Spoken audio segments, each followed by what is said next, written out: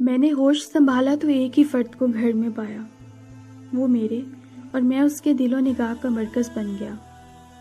مجھ پر جوانی اور اس پر بڑھاپا آتا گیا، لیکن ہم گردش لیل و نہار سے بے نیاز ایک دوسرے کے سہارے زندگی کی شاہراہ پر گامزن رہے۔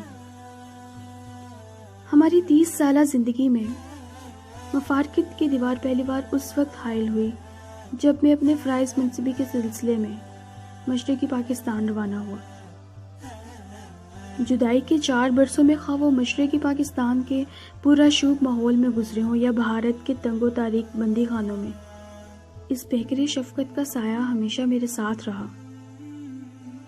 چنانچہ جب کبھی میں نے یاس و ہرماں کی ویرانیوں میں بھٹکنا چاہا تو ایک مانوس آواز نے مجھے راہ سجھائی، اور جب میں قید و بند کی تاریکیوں کی ہمہ گیریت سمجھنے لگا تو ایک ٹھنڈی کرن نے مجھے روشنی مہیا کی۔ قید و بند سے رہا ہو کر واگا پہنچا تو استقبال کرنے والوں میں بہت سے لوگ تھے، لیکن وہاں وہ آواز نہ تھی، نہ وہ کرن تھی جس کی مجھے تلاش تھی۔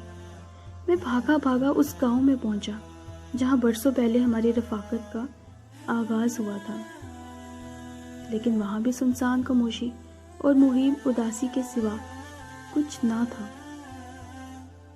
البتہ قریبی قبرستان میں ایک تازہ قبر کی مٹی سے سوندھی سوندھی خوشبو پھوٹ رہی تھی۔ یہ ممتا تھی۔